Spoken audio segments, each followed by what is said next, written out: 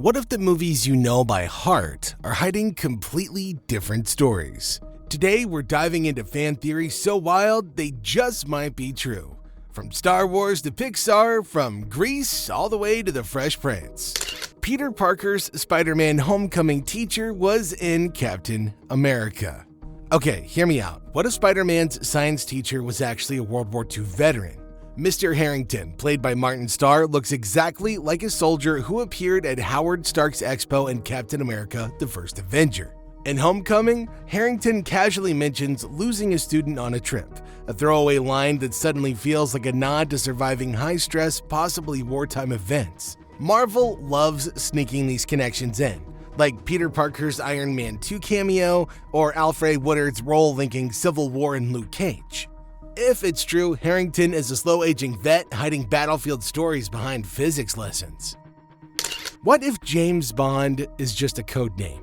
Okay, this theory suggests James Bond isn't one man, but a code name passed between MI6 operatives over decades. It explains how Bond can start as Sean Connery in the 60s, shift through Roger Moore, Timothy Dalton, Pierce Brosnan, and Daniel Craig without retiring.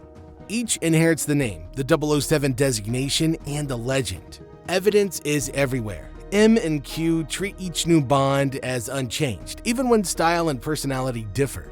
Continuity oddities, like Judi Dench's M working for both Brosnan and Craig, make sense if Bond is a role, not a person. It even explains why some Bonds recall events others don't. This theory turns Bond into a mantle like Batman or the Dread Pirate Roberts, designed for whoever's next to serve Queen and Country. But while Bond's legacy lives on through code, the next man on our list may have left his behind in chocolate and shadows. Willy Wonka is a serial killer. What if the candy factory was built to kill? Each room is engineered to exploit the exact flaw of a chosen child. Augustus Gloop's tunnel of chocolate, Violet Beauregard's experimental gum, Farouk Assault's golden egg room, and Mike TV's shrinking ray.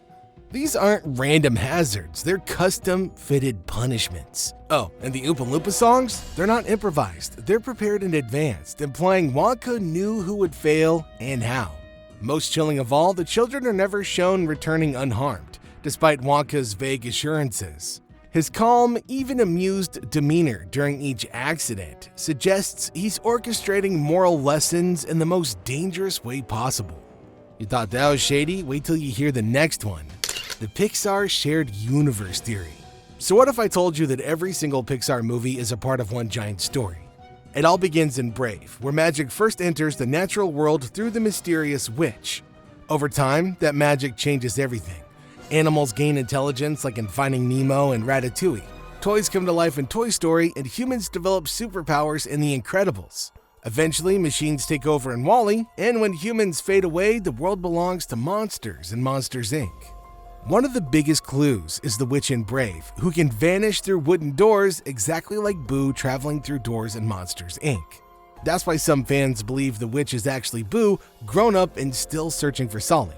And it's not just that. The Pizza Planet truck, the hidden A113 code, and familiar characters popping up across films are like breadcrumbs, leading to one conclusion: every Pixar story is just another chapter in one long magical timeline.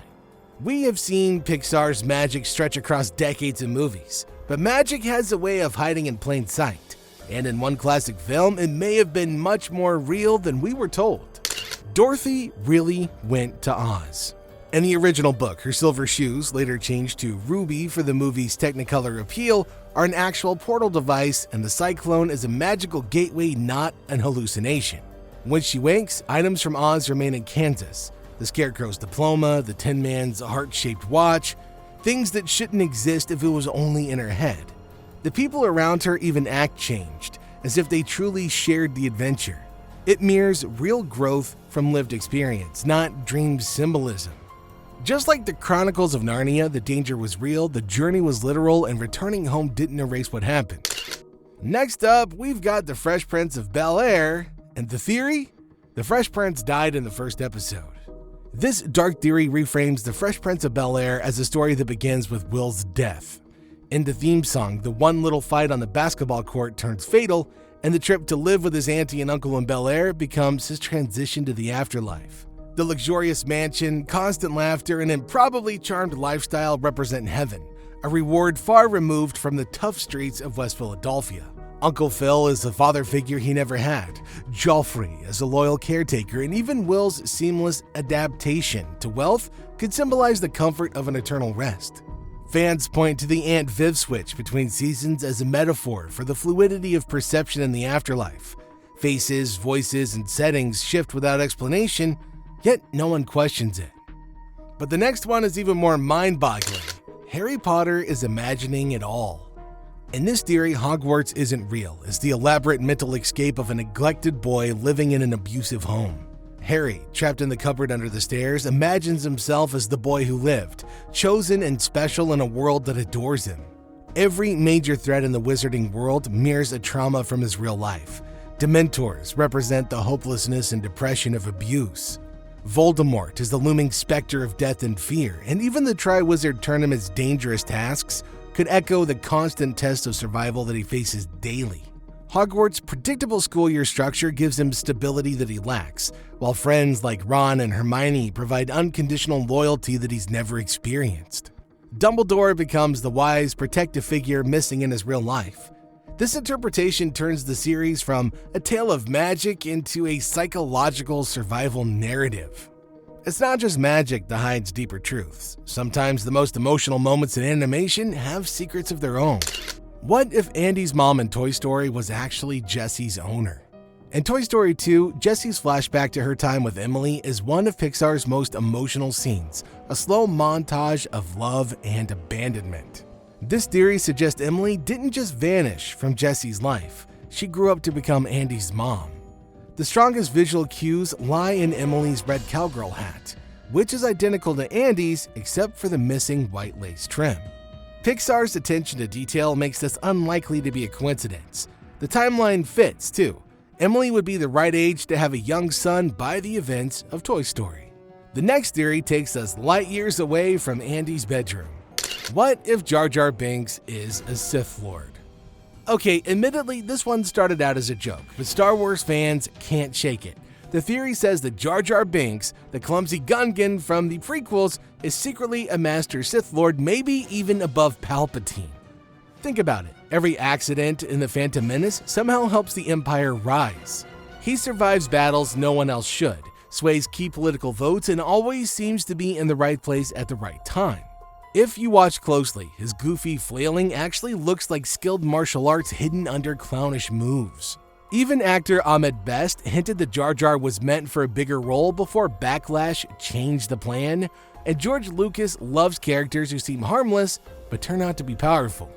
If it's true, Jar Jar's dumb grin might be the greatest act of deception in the galaxy.